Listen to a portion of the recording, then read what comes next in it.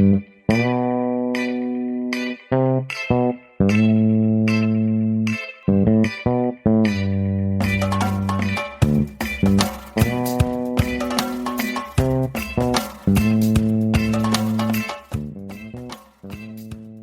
to Directionally Correct, a BLS podcast with Cole and Scott.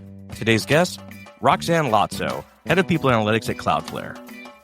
Hey, Directionally Correct fans. If you're looking to stay connected to the podcast, make sure to subscribe to our Substack newsletter, watch our videos on YouTube, or listen to the podcast on your app of choice.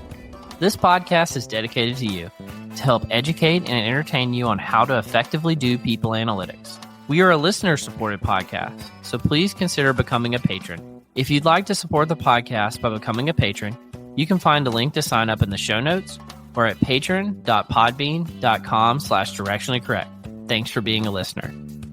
All opinions are our own and do not reflect those of any other organization. Well, I will attend meetings where, like, say a leader will be on and they will be on video and everyone else is off video. So there's like one person on, and it feels really weird. It does feel incredibly weird. Everybody's got to go on or everybody's got to go off. Because if everybody goes off, it's basically a phone call, right? Yeah. Like if some people are on and some people are off, it's just like, what? What is happening? Then it's like, if someone comes on, it's like you're a little, teacher's pet, like you got like a whole like social dynamic going on. Yeah.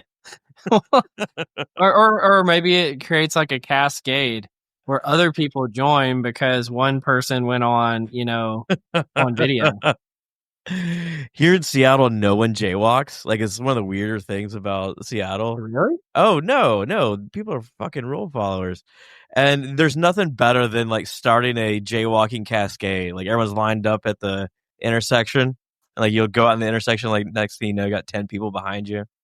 Do people jaywalk in Austin, Roxanne? Just me. And so it's funny because I feel like, I've been to a lot of cities all over the world and you just go. And I feel like I scare people here. I was in Amsterdam with a friend of mine over the summer and I think I gave her a heart attack because I kept saying like, let's go. And she's like, no. Well, Amsterdam, like you will fucking die. Like that silent death of the bicycles cruising by you. Bicycles. Try in Vietnam. With like 1,000 mopeds, like a sea of fish. It's like a big game of Frogger. Well, in downtown Austin, they put in the new railings on 6th Street. So I hear that, yes, there are cars allowed, but people can't, linger. I don't know. Not a 6th Street person. Oh, you're a 6th Street person. Come on now. Once in my life, I was at a bar on 6th Street. And I hated it with like every passion. So never again. You don't want like Jello shots and stuff? Come on. Oddly enough, I'm known for making 3 specialty drinks, and one of them is Jello shots. Oh yeah. Yeah. Ooh. Well, what kind of person are you, Roxanne? If you're not a 6th Street person, I'm more of a have a nice dinner, be in bed by 9 o'clock person. Get up early, seize the day. You're a West 6th Street person. Yeah, you're right. I'm like way west, like almost Mopac 6th Street person. Terrytown. Keep on going. I wish I was a Terrytown person. Oh man. Only. Because you're from Austin originally, is that right? I grew up in Dallas, but I lived in Austin for probably 10 years total, perhaps a little bit longer. Yeah. It's been 12 years since I lived there, but okay. Yeah, it's near and dear to my heart. I know the town very, very well. However, every time I go back, it's completely changed. Like everywhere I used to go looks totally different. It's amazing. So now, did you go to high school here? No. Okay. Yeah. He lived there before it became overrated, Roxanne. Oh, smart move. I came right on the cusp. Now, well, maybe it's because I'm here that it's overrated. I don't know. Maybe I caused the problem. I never thought about that. Why do you think it's overrated?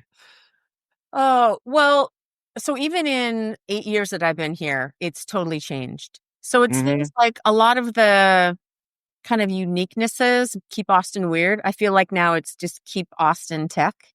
And so on South Congress, which used to be kind of this very unique area, a lot of mom and pop shops. Now we've got an Hermes store, right? Kind of like a lot of design. There's new apartments, new hotels and stuff like that. And so like that kind of old school flair and vibe is really gone. And even Allen's Boots, the kind of infamous cowboy boot store, it's like even that feels, I mean, it's been a long time since I've been there, but even that feels different now. So it's just the whole vibe has changed in so many ways. And I think it's great if you're coming to Austin for a bachelorette party, or maybe you're in college or something like that. But for more mature people who have had those days and done with them, that's not for me anymore. So I like in my little retirement community that I live in, very quiet. I mean, the honky tonk on South Lamar is still there. I can't remember the name off the top of my head. Broken Spoke.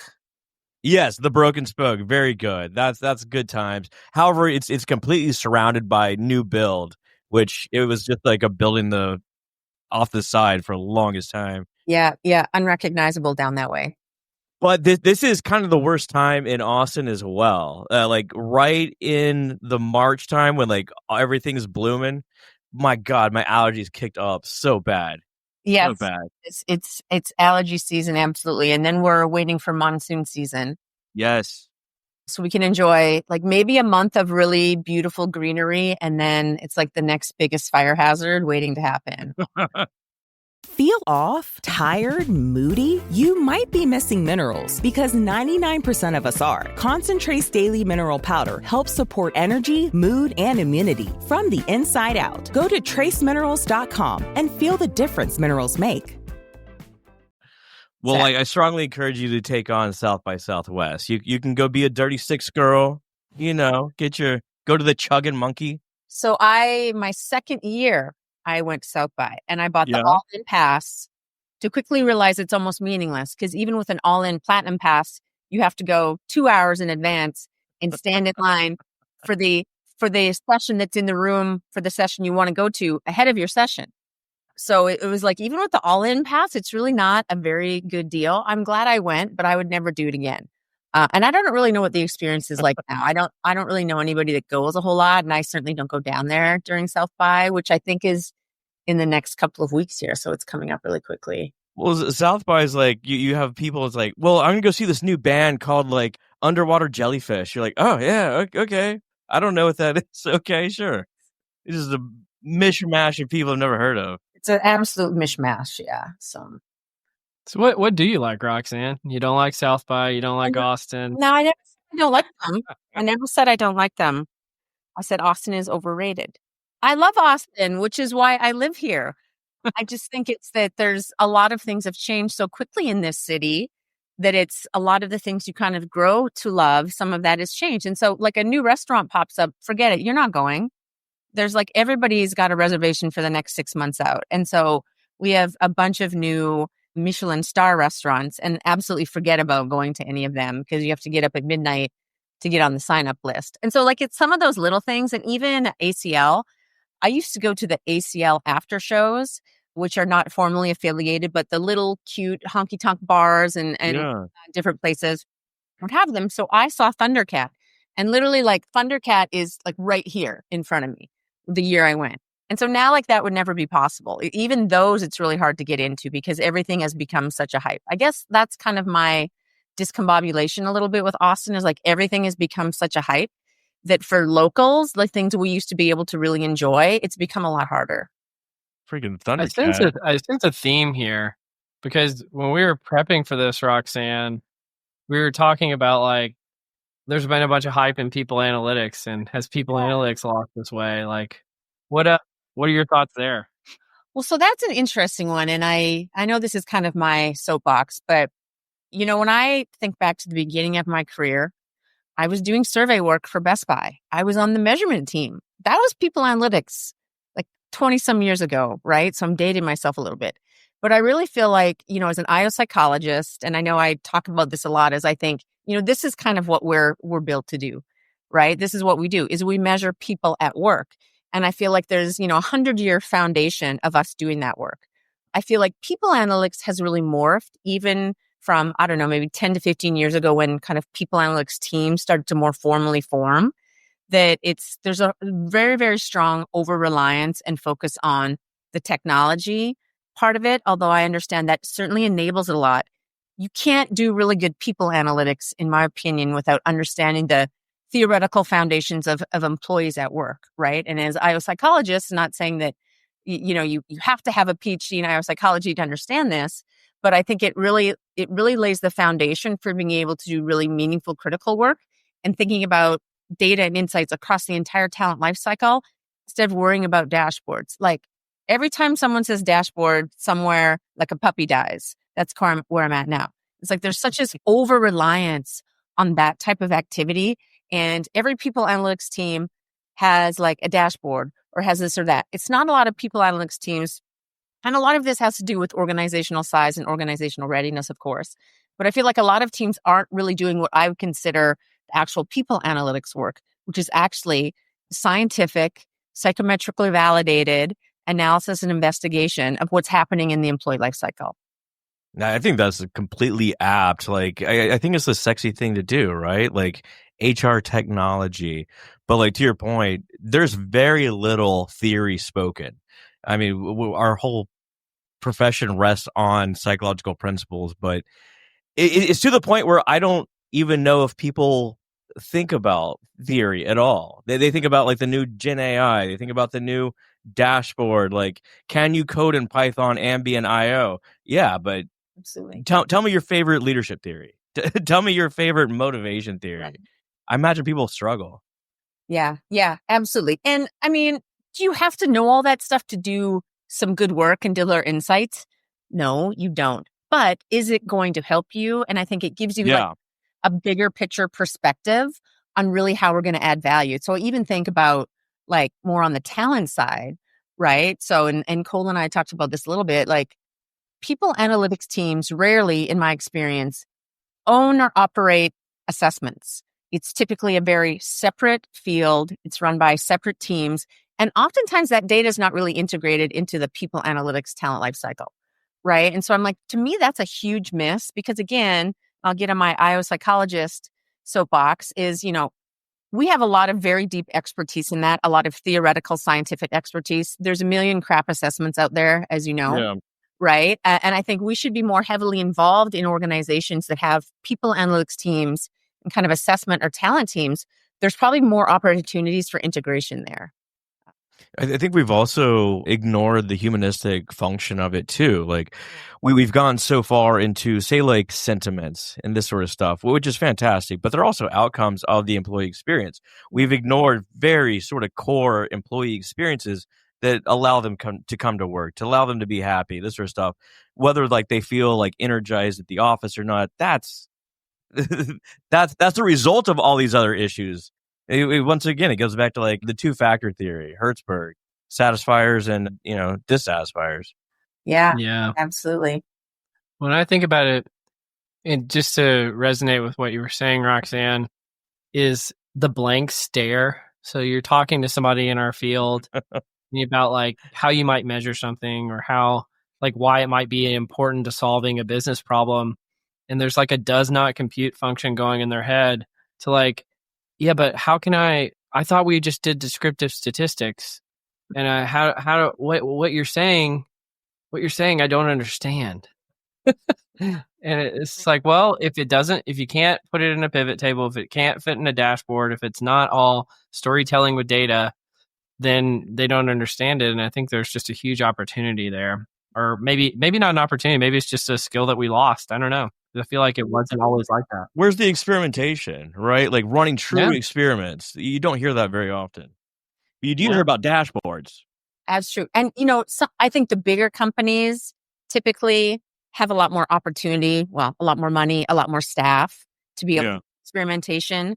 But it's really hard, I think, even to sell leaders, especially in smaller companies or in tech, because the leaders are not coming from that scientific background necessarily, like super brilliant tech minds, but not people that are going to maybe be willing to experiment or understand what the value of that is, right? So it's very different. And I just think even, another step. So I teach a people analytics class at the business school here. It's really an IO psychology class in a lot of ways, but I just taught a class on reliability and validity. And I wonder if I did a poll at work informally, I guarantee most leaders would not, they would understand what the word means conceptually. They would not understand from a measurement and psychometric standpoint. And do they need to understand that? No. But if we're talking about measuring people, these are really fundamental, core, foundational concepts that are really important that I think most people analytics teams don't even think about. They're fungible too, right? They apply across the board to Yep. anything you're doing. Absolutely. Well, can I build on this too? Because I think there's this misnomer out there that doing an experiment is hard. Yeah. It's actually not that hard. And it's not that hard to analyze the results. It's not that hard to calculate reliability and validity. It's just, do you have the skills and the know-how to do it? Absolutely. And do you actually value that it has some kind of efficacy in the real world? Right? I think that's really where the gap is. People just assume, oh, science is hard, experimentation is hard. It's not hard. Not hard at all. Yep. Sometimes it takes a little time. A little forethought. Yeah. But do you find, I've worked in tech off and on for a long time. There's the balancing, getting the work done with the speed required to getting work done, and priorities changing a lot. And so I feel like, so it's one of those things you kind of learn just to let go of some of these things that you were taught in grad school, or maybe that you did in a different part of your life. You just kind of have to let them go. Thoughts and prayers that you're going in the right direction, and you're going to get the results and analysis that you need. Yeah. It's amazing. I'm like a broken record, but it's amazing what the first 3 months of those of your grad school experience, how far those skills go. I'm talking about basic research methods. All right, just selecting a sample. Can we have a randomized sample for a true experiment? Can we form a hypothesis that's testable? Absolutely. What is a hypothesis? What are these words? What is going on? Well, I mean, you're teaching this, at UT Austin. What is that like? Are students receptive to these messages? Yeah. Well, I mean, most of the students, it's a requirement, so they have to be receptive. But what I've found is I'm focusing a lot less on the analytics part in terms of here's how you run an analysis or, look at data. And I'm focusing more on the kind of the thought analysis. So here's some selection methods.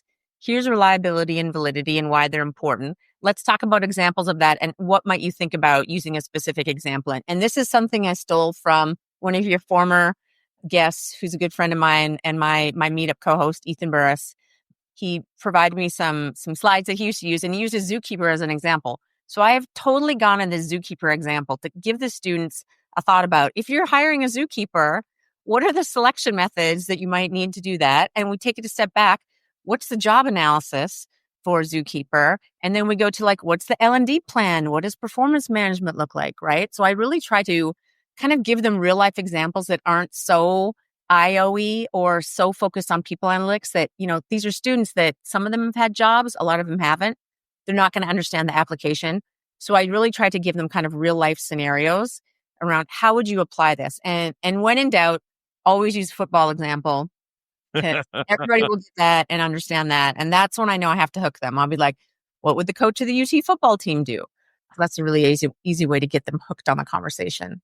He would go all gas, no brakes. Yeah, well, nobody's done that yet, but it was really funny because we were talking about cognitive ability tests and adverse impact and all that stuff. I said, just go online and search some examples of when a company might have used a cognitive ability test and it didn't work.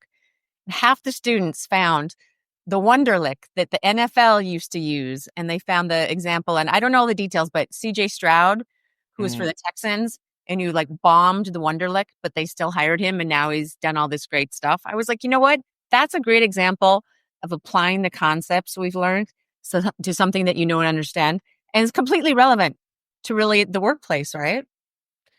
Well, speaking of the cognitive ability stuff, you and Ethan hosted the Austin People Analytics meetup the other day. I came down to see Paul Sackett speak. What was that like? And was he your advisor? Or my advisor? I've known Paul since 1999.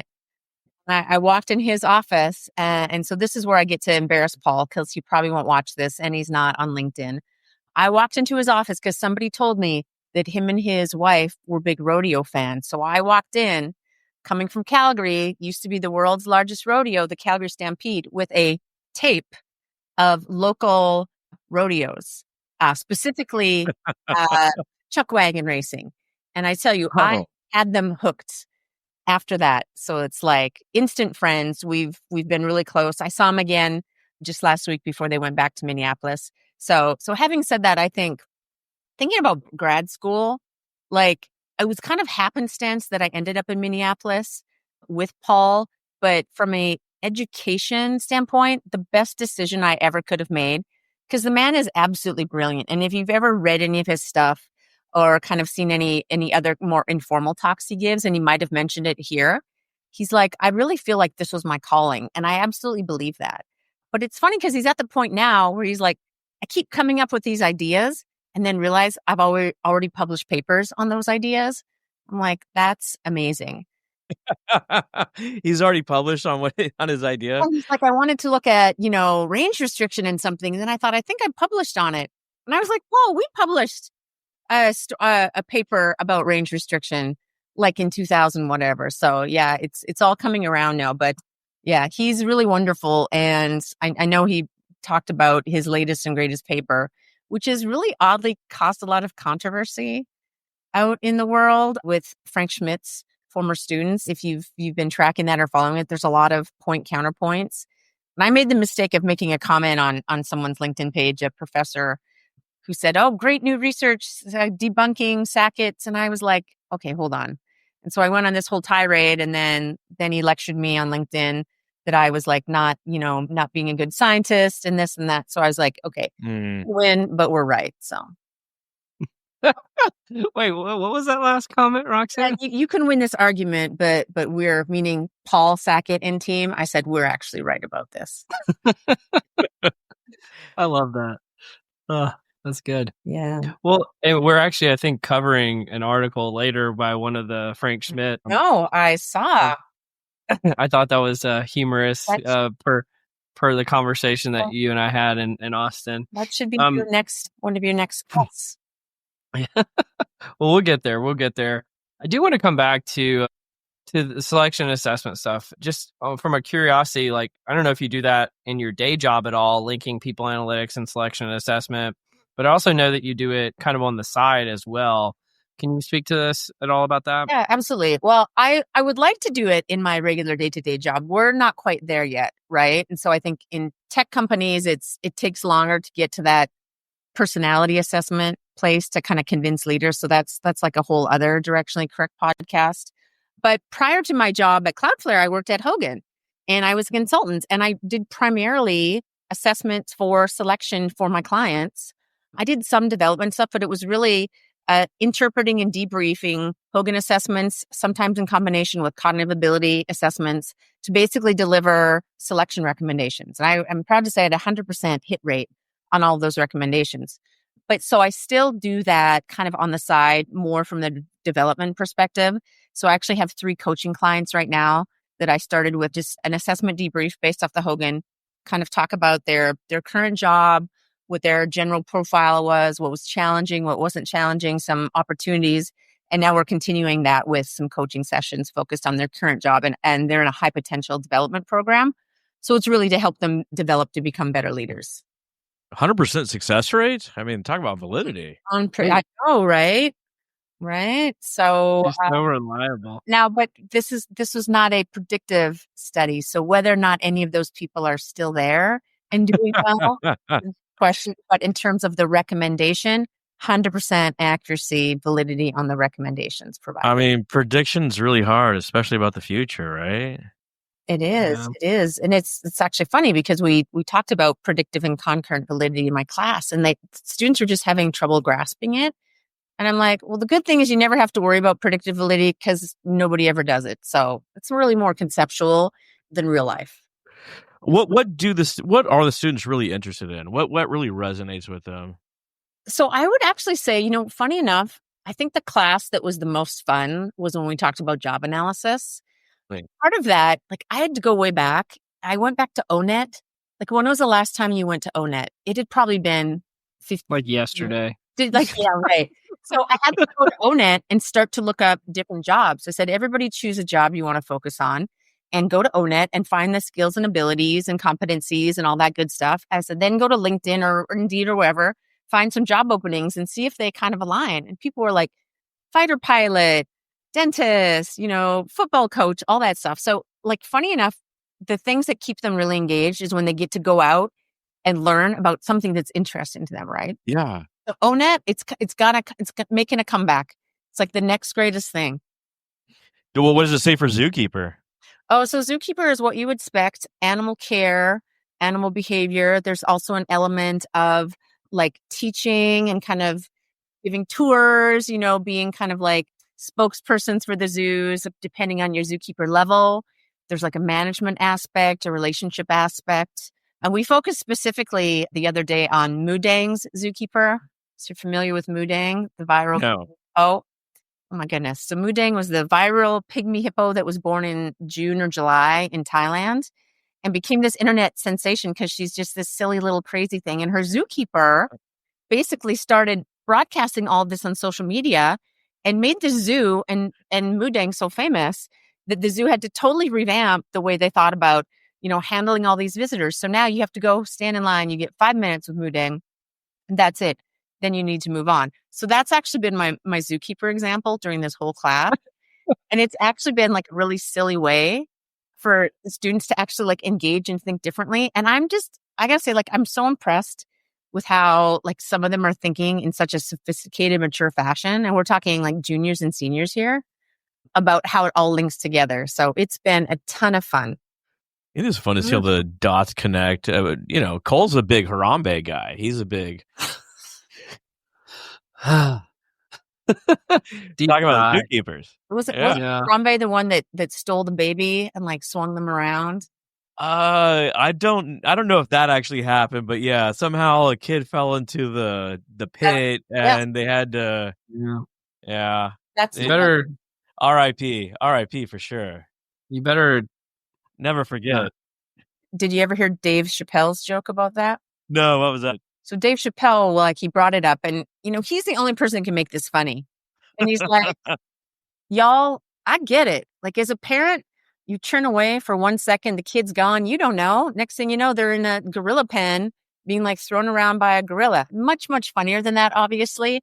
I'm like, only Dave Chappelle could actually make that a really hilarious show. Well, I mean, you could like expand on the zookeeper elements to like other sort of tactics, like critical incidences. So, lion jumps over fence. What do very critical. What do you do? So that's actually funny because when the students were doing the job analysis for the Moodang for the zookeeper, they were like, well, they have to be able to lift a lot of poop. I was like, yeah. There's a ability part. That's actually really important. And they're like Moodang can't die. Like, they have to know how to do pygmy hippo first aid. I'm like, these are really important skills for that type of role. Absolutely. I also threw a curveball. We talked about cognitive job analysis. Yeah. So we use Mike Tyson. I was like, what's going through Mike Tyson's head? Maybe not a lot. I don't know. Let's just say hypothetically, right? Or a boxer. Like, what are the ways that you would actually analyze the mental and cognitive processes that a boxer is thinking about, either preparing for a match, during a match, or doing like the post-match analysis? And that was a really fun one too, because it's getting them to think about these concepts that apply to the world of work in a very different way. And then I bring in the real life example. So I was using these fake tech examples, right? So do a fun example. Now let's apply it to a real example and let's see what comes up. Yeah. Probably one of the most humbling experiences of my life is I was asked to test out a airplane pilot visual acuity test. So essentially, you were like the way the test was, like, you're trying to dodge little elements coming at you on the screen, and I would go like 3 to 5 seconds and like get hit. And eventually they came back and said, I tried it for like an hour. I couldn't get it. And they're like, oh yeah, pilots can go like for minutes and minutes and minutes. It's not you. Like, you're just not a pilot, right? Like, you're just not in that range. Yeah. Maybe we might need to give pilots some new tests lately. I don't know. Yeah. I feel like there's been a lot of issues with pilots lately. We need to bring back Sully. Remember Sully? Ollie, yeah, landing in the Potomac? Yes, The Hudson. successfully Hudson. plane in the Hudson. And actually, there was a lot of cognitive job analysis done after that to help pilots train for those types of scenarios. So it all comes around. Yeah, when your plane's upside down on the runway, that's not a good look when you look Oh, back. well, I can't wait because I'm flying to Toronto on Delta next week. So wish me luck. 30 grand might be nice in the pocket as long as nobody gets hurt. Yeah, as long as you make it alive. As long as you make it there in one piece, that's really what matters. How did they come up with 30 grand? Like, is it? No, I have no idea what. You know what? I bet they didn't use the people analytics team to figure it out. But I bet you they did use some really cynical analysis. They probably did. Yeah. Well, I think, Roxanne, if you're Mike Tyson, I had a few thoughts. I was like thinking about like Mike Tyson. I actually think he's like super into like mindfulness now and all that stuff. And so it actually might be an interesting cognitive job analysis. Well, he does have the famous quote, like, everyone's got a plan till you get punched in the face. Yes, absolutely. So, Get it on a t-shirt.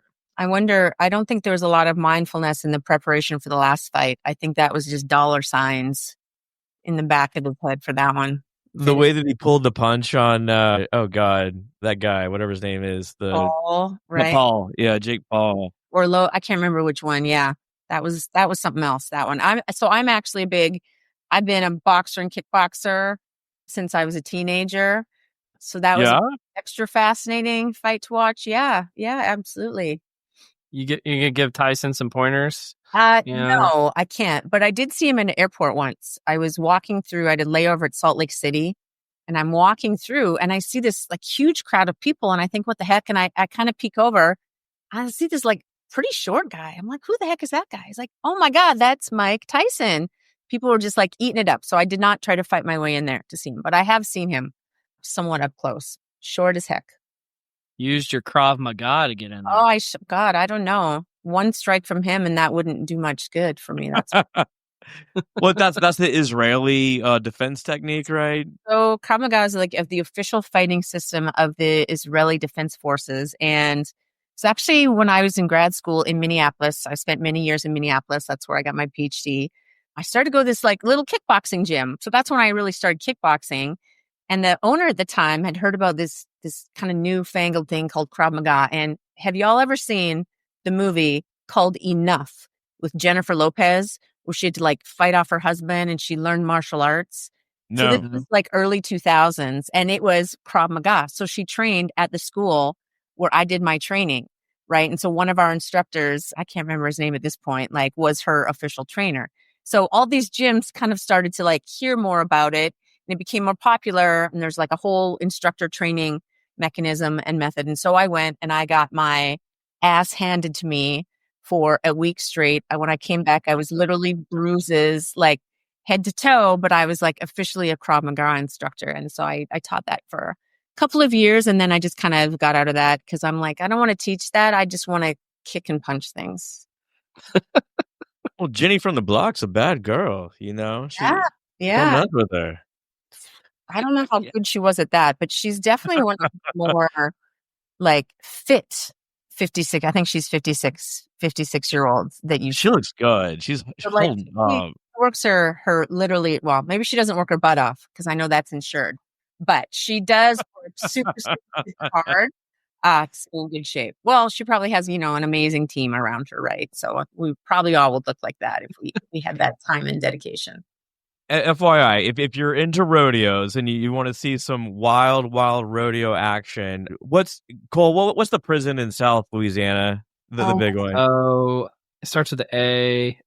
Angola. Go to the Angola prison rodeo and you will see some wild things. Wait, have you been there? Yeah. We took a road. Both Cole and I, we didn't go together, but we both went to school in Louisiana.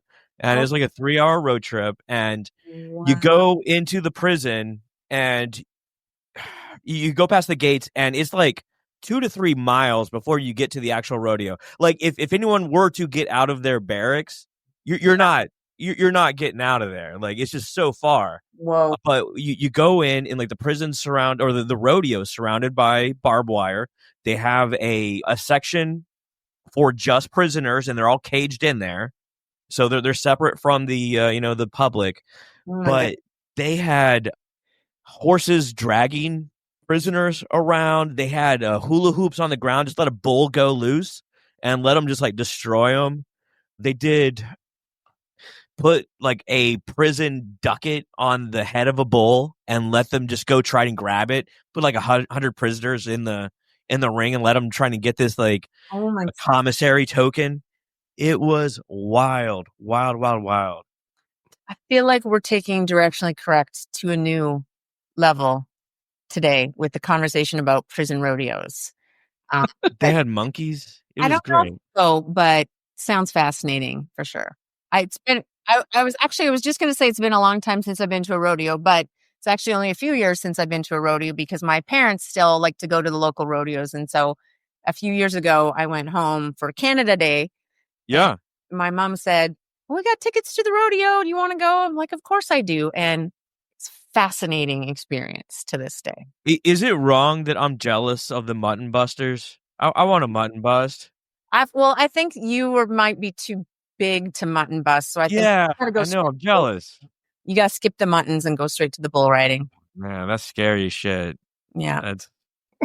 I knew you were ready for the podcast, Roxanne. Yeah. This is awesome. Do you want to join us in the confusion matrix? Yeah, let's do it. The confusion matrix. Let's go crazy. Here we'll do pick a number. Pick a number 1 through 5. The destiny awaits. And say it out loud. Yeah. Just pick a number. 3. 3. What do we got for 3? What's the most useless talent that you're proud of? Useless? I don't know. I could probably break someone's arm. Well, that's not useless. Jesus well, that's why I was saying. Where- I hope I never have to use it, but I'm kind of proud. Where do you break it? Do you break it at the elbow? Well, it depends how they're coming at you, but the elbow is a nice one if you can get it backwards, or the wrist. I've never broken anybody's arm, by the way, so let's just like clarify that. So it's useless because I've never have, and hopefully I never. Oh, okay. So like, are you like a submission girly? Like, No, so I don't really. I'm not a big fan of like the grappling, yeah, and that kind of stuff. I'm more of like a blunt force, brute force. Okay. Actually, like so that heel to the chest, heel to the sternum. or like someone throws a punch at you, and that's where you grab the arm and you like crack it over your knee to break it, kind of thing. Yeah, of course, that's what it does, right? It's like in training, but in reality, it's a lot harder than that to actually break someone's arm. You would fit right in on East 6th Street. I don't know why are you like so opposed to Get in it? trouble. I don't want to get in trouble. Do you have a talent, Scott? I mean, useless. Like, I think that I can anticipate when people got to pee, like in the room. Like, okay, they're starting to squirm. They're about to head over the restroom. That's a good one. Yeah. I have a less than useless talent. I've done it a few times where I know all the words to Jay-Z and Linkin Park Numb Encore and have done that at like company Christmas parties and things like that. And that's a fun one. I did it in a tuxedo one time. Well, you got to hit us with a few bars, man. Oh, no, not Come today. on. Not today. Oh, We got to let Roxanne break somebody's arm too. You know? Oh my God. I might have to break somebody's arm if you start singing. So wait, Cole, you've sang at Christmas parties or company parties. Yeah. You've done this on stage. I've done it on stage. Is there video? I don't know. Maybe. Oh, that's the goal. Find that video. That's really bold. Like, I've always wanted to be the karaoke guy, but like, no, I've never actually done it. Not even like in like the small shitty bars where no one's there. Do it. You got to do it at least once. It's actually really fun. Is Yeah, it? karaoke's fun. It's fun. Yeah. You got to have the right vibe and the right people around you. And then like, I haven't done it for quite some time, but it's actually can be really, really fun. I heard someone like throw out the theory that people are either lyric people or they're music people. Obviously, they go hand in hand.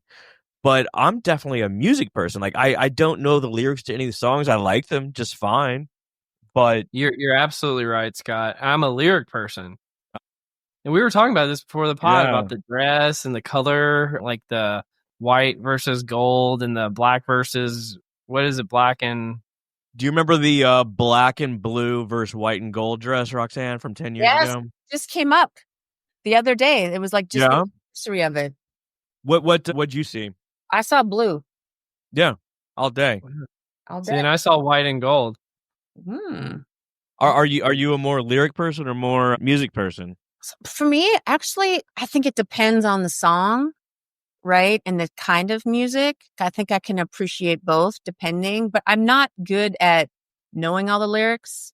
So I was with a friend. We were hanging out. We're in his car. He's like, put on some of your favorite songs. And he's like, I can't believe you don't know the words to them. I was like, I know the keywords. Yeah. I know the beat and I know the keywords. I'm like, that's all I need to know. And he was like shocked that I didn't know all the words. So maybe I'm a music person. There's nothing more humbling than like thinking that you know the lyrics and you clearly don't. You know, like throw in like REM's Into the World, and I feel fine. Like holy shit, like yeah, Leonard Bernstein. Yeah. I remember this is in high school because we talked about this a long time ago about being in a band. So my thing is with lyrics, if you can tell me like the first few words to a song, I can say almost all the words. Wow. But oftentimes I'll forget the first few words. And I was like the lead singer and I forgot the words to our own song. And I remember I had to go to my guitarist in the middle of the song and I'm like, tell me the words again. And I was like, oh yeah. And then I like picked it up right in the middle, like as we were going. That was stupid. That's awesome. I struggle with this during like presentations too. It's like if I have everything written out, that's no good. But if I just have a bullet point with a couple little elements, I'm good to go. I can riff on that. I kind of know my spiel, but like if you just gave me like a transcript, that would be bad news. That'd be bad news all day. Yeah, it's got to get you going. All right. Yeah. Good little. You want to do some nerdery? Let's do some nerdery. The nerdery. Awesome. Well, why don't we start with some Frank Schmidt disciples? Scott, you want to talk about that? Let's do it. Frank Schmidt disciples. See, Scott doesn't know what we're talking about here. Yeah. So we're privy to a fun little conversation we had with Paul Sackett recently, but Denise is a Frank Schmidt disciple. Oh, gotcha. Colleague of Paul Sackett's, and they have a huge disagreement on Paul's latest big paper. Denise and Paul disagree? Mm-hmm. Correct. On what topic? Like the implications that cognitive ability is less valuable? Oh, it's not even the implications. I think it really gets back to the methodology. Like Paul and team pointed out some flaws in the methodology. Yeah. And there's a lot of, I think, pushback. They're saying like, well, your methodology also has flaws. So the flaws are the flaws. If you put two flaws together, like, where do you end up? Back at the beginning? I don't know. So a lot of debate about the very technical aspects of both papers. As my mom always said, 2 wrongs don't make a right. No, I know. But 3 rights make a left. It's a really interesting question because like there's no perfect research out there, right? And like I guess this paper kind of gets to that as well. Like we are aggregating studies in this large meta-analysis. I'll get into it. This is probably the largest meta-analysis of the agreeableness personality factor that we've seen to date. I think they took 130 different meta-analyses covering 275 variables, and they found that agreeableness predicted positively or in the positive direction for 93% of them. And they factored in this into like 8 different themes, including contentment, teamwork, and something else that I can't read my own handwriting right now. But I think that overall, like we are essentially told that agreeableness is kind of bad. Like you're not celebrated for being agreeable. It's kind of an interesting study. Like it goes off into like life success. Yeah, we were told this a few episodes ago. I think that's why that came up. Who told you that? Who said that? Paul?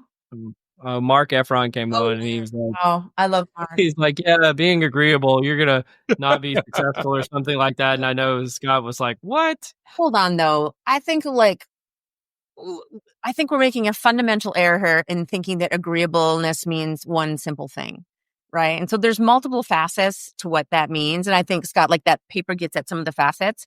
But I think the answer, as with always, is like, it kind of depends. You know what? There's some jobs where it's actually a really important thing to be agreeable. There's some jobs where it's not. But when you take away the context of the job, in general, being a generally agreeable type of person is not going to get in the way of you being a successful person in your life. I mean, this is kind of where the different personality factors start to intermingle as well. I think that people that are disagreeable also have low openness, right? And I mean, that relates to cognitive ability as well, So have you ever encountered someone that just like, no matter what you fucking say, they're like, no, not going to do it. No. It's hard to deal with these people. And of course, you're going to have like worst life outcomes. Just from the people that say no before you even get the question. Yeah. It's like, how you don't even know what I'm going to say. Okay, is that agreeable? But we can't just relegate that to agreeableness only. So like, I'm a big proponent is like, and the study is that you're only looking at one thing. What's really important, and this is where I always get on my Hogan sandbox. It's the interaction. Yeah, absolutely. Between multiple things that actually matters. So that person, it like, there's an agreeableness factor, but there's probably like 15 other factors that are really important, right? Around why they're showing up that way. So is there such thing as a psychometrically bad personality? No, because, well, a high agreeable, low openness. Like what does that even look like? It depends. And so I'm gonna talk about in kind of Hogan frames. The thing is, like, a lot of this is really dependent on context, right? So when you think about like personality assessment for work, different jobs have different things that are more likely to lead to success, right? There's some things like I don't know, if you're an accountant and you have poor attention to detail, maybe you wouldn't want to be the person I would sign up to be my accountant, as an example, right? But if you're really high attention to detail, that's important. But whether or not you're agreeable or open kind of depends on what we're talking about here, right? So I think it depends. And I think psychometrically bad personality, only if we're talking about like MMPI, psychological disorders, I think, and whether or not that's good or bad, again, is like that kind of dichotomy is really hard.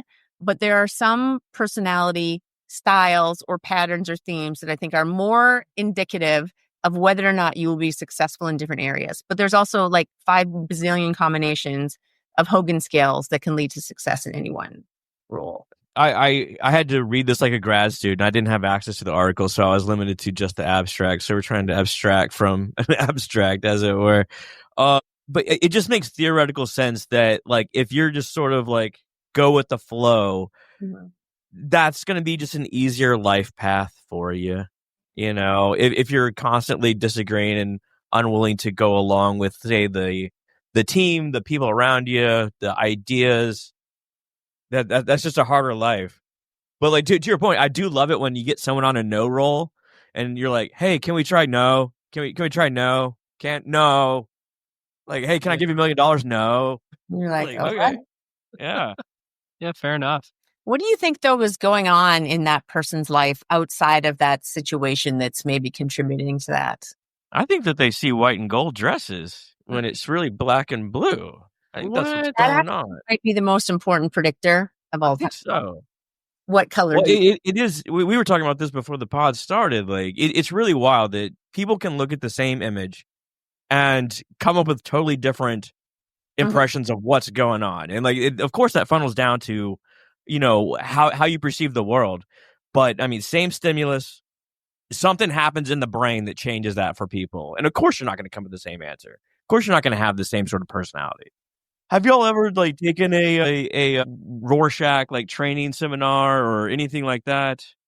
No, but I did have my handwriting read once. Oh, graphology. So it was actually while I was at Hogan, and there was a self-made billionaire real estate mogul in New York City who was friends with Adam Grant and was interested in personality assessment for his firm. So Adam said, call Hogan. So we called Hogan, and the CEO at the time was like, this guy's wild. So he calls me. He's like, Rox, you're the only person that can handle this guy. And I'm like, let's do it.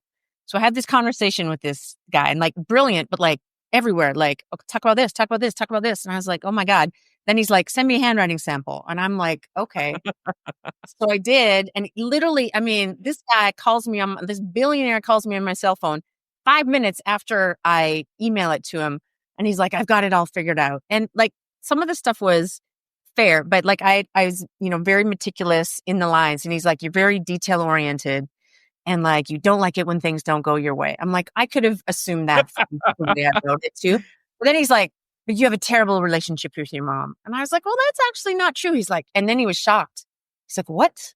That's not true. I'm like, no, I don't have a terrible relationship with my mom. And he's like, I can't believe this isn't accurate. I'm like, well, it's fucking graphology, dude. Like, of course it's not accurate. The validity is in question here. Yeah. The humps on your ends suggest that you're an outgoing person. Yeah. I landed the client though, and I did Hogan assessments for their company the entire time I was at Hogan. I think that you can like divine like conscientiousness from like certain things. Like if you like your students, you probably give them like a bubble sheet to answer. Like the ones that fill it in just very meticulously.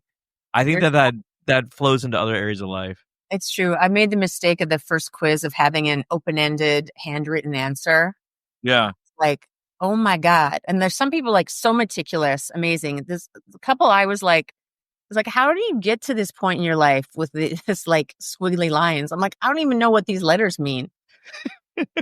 Has anything changed in the pandemic? Like kids' writing styles, anything like that? I don't know. I keep ability to write, rather. I don't really know. I've done like pre-post analysis, but I bet it's like when I handed out the quiz and one student takes it, he looks at me, he's like, paper? And I was like, yeah. What is and this? He's like, what? I'm not. And then like came up to me afterwards. He's like, that really freaked me out. I was like, I'm so sorry. I was like, Ethan Burris, the dean of this business school, told me to actually give you a paper pencil quiz. But the poor kid, like it totally threw him off. So I'm like, I guess it's not as common necessarily. And so I think it's like a different way of thinking. Like when you're typing something, right, or doing it online, it's a different way of thinking when you have to write it out. It takes more time.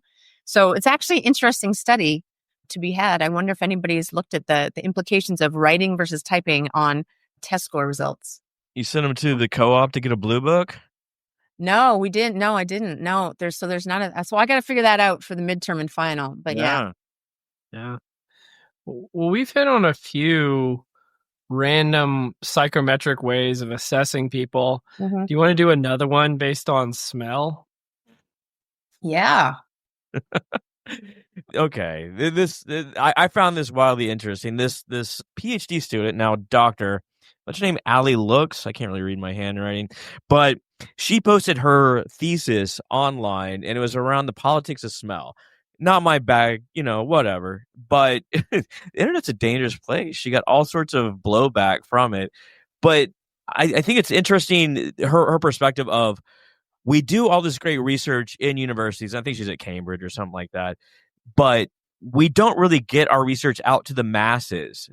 People don't really understand, Paul Sackett's new study and like what the implications of those. So I thought it was like a really sort of interesting world where she's sharing her research out into the masses and people don't really understand it. And so I watched that little clip. Yeah.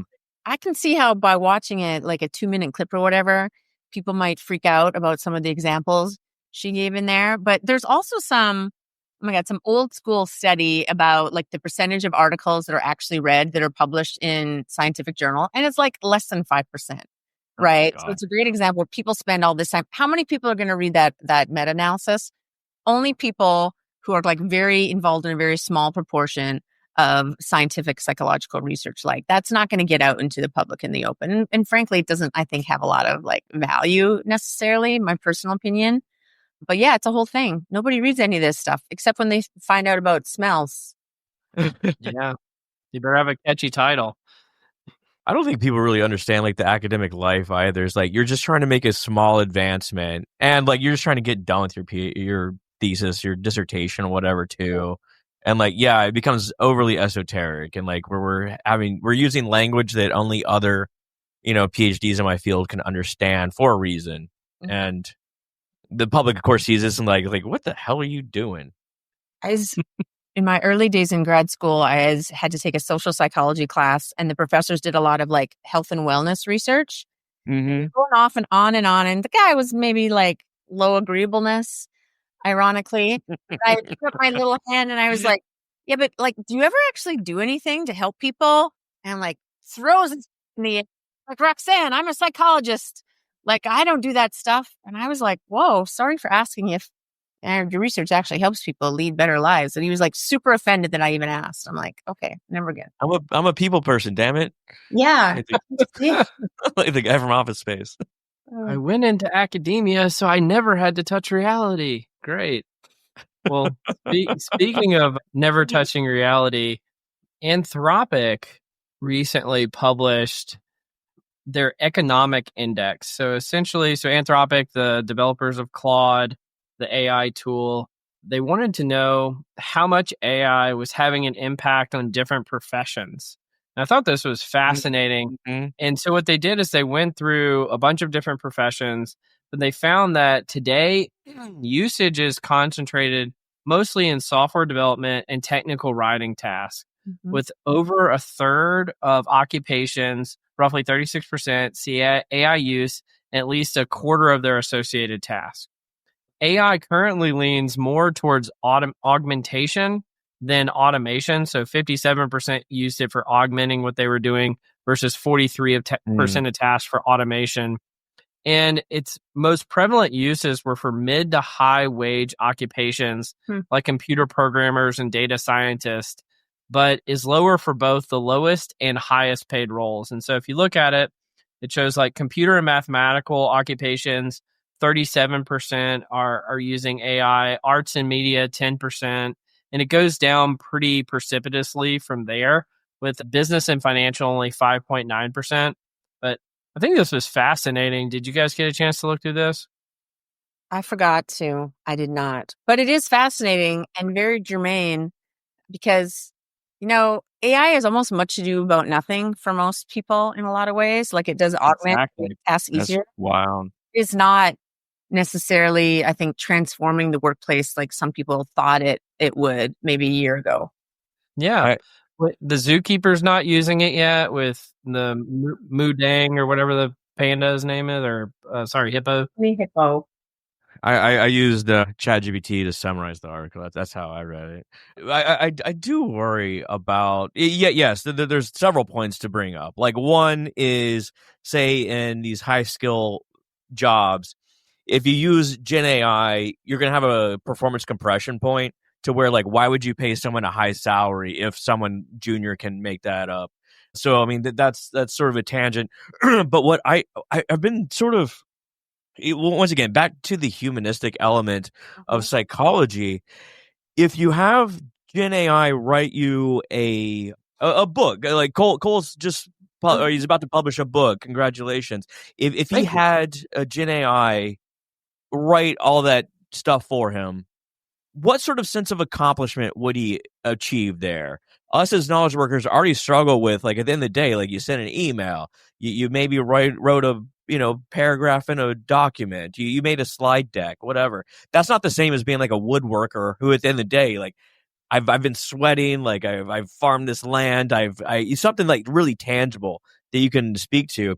But I really worry about the human element of, you didn't create that work with Gen AI, and what does it mean to you? What sort of meaning are you deriving from work that you didn't really do? Well, and you probably have less emotional investment in the success of it, right? Oh, wow. That's an interesting point. You're willing to toss it away more, whereas, like, if you created a piece of art, or you tilled the land, you're less likely, you're going to value it much more highly. That's a wild point, because you can go to ChatGPT and say, DALL-E, and say, like, here, make me a portrait that's, I don't know, I'm looking at the one behind you, Roxanne, so I'm kind of distracted. Yeah, make me that portrait. You'd be like, all right, that's cool. Close the laptop. But if, like, you painted that yourself, or drew it out, thought about it, it obviously create much more value to you. Does this kind of get back to this old school notion of, like, intrinsic and extrinsic motivation? Do you remember? There's always kind of this stuff about basketball players where, up and coming pre-NBA players doing it for the intrinsic, love the game. get to the NBA, make $1 billion, and then they're just doing it for the salary and they don't care about the game anymore. Right? Yeah. So I think that's Aaron Rodgers. Like, I think he's just really good at football, but doesn't really enjoy it. is he still, isn't he cut now? Is he still playing? Is he done? He's going to have a hard time finding another team, I imagine. He retired whether he wanted to or not. Yeah, he was retired. Yes. Yeah. I wonder what his Wonderlic was. Yeah. Oh, man. Somebody that works at Wonderlic. How do we get in there? Ironically, and like I'm not getting paid by Hogan, but at Hogan, so we had some NFL clients. And when I was there was a certain company that was putting all of the assistant coaches through the Hogan to recommend them for different jobs. I don't know if that still happens, but that is one use case. Well, we even had Harold Goldstein and Charles Sherbaum on the podcast because they're doing what came after the Wonderlic for the NFL now. Okay. And I remember some kind of combination or battery of assessments. I can't remember exactly which ones, but it's fascinating stuff. Very cool. They said that I think they said the offensive linemen were the highest. They score the highest on the assessment. Interesting. It was either quarterback or offensive lineman. Yeah, specifically the center. How do you think NHL players would score on those things? Oh, God. I told you not to bring this up. But as a Canadian, you had to bring it up. Didn't you notice my t-shirt? I didn't actually, no. Oh, Oilers. Look at that. What's his name? McMenamin? He's awesome. Connor. Well, we're calling him in Canada Connor McJesus. But it's Connor McDavid. Oh man, there's so many tangents we can go on there. Well, let's go back to Cole. What's the next subject? I think I actually watched the USA versus Canada game. Yeah. That's the first hockey game I've ever watched end to end. No way. I think I'm USA's bad luck charm, so I'm not allowed to watch the games anymore. We're allowed to watch another hockey game against. Yeah. It was something else. Still don't really know the rules, but I tried my best. Do you watch soccer? Sometimes. It's similar game. I'm going to tell you, like, very similar game in terms of intent, purpose, offside. So that's how I would kind of think about it. But for the listeners, Roxanne wanted to come on and rub our noses in the fact that Canada beat the U.S. in the tournament. Well, so you beat me. I didn't even stay up for the whole game. I fell asleep and I was like, I can't have a coronary watching this game. So I went to sleep, but I woke up to lots of messages from my Canadians back home. Did you say we got this in the bag, eh? No, not. And no, okay, I think you did. While you were eating your poutine, I know you did.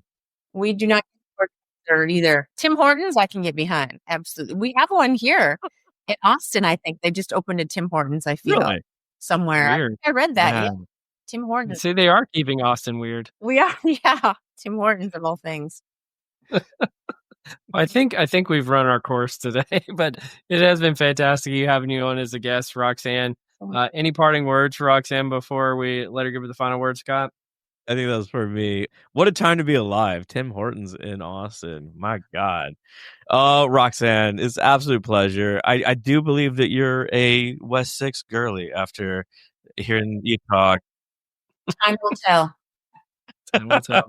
No. Well, you've been listening to Directionally Correct, a People Analytics podcast with Cole and Scott, and today's guest, Roxanne Laczo. Good to see you, Roxanne. Thank you guys so much. This was so fun.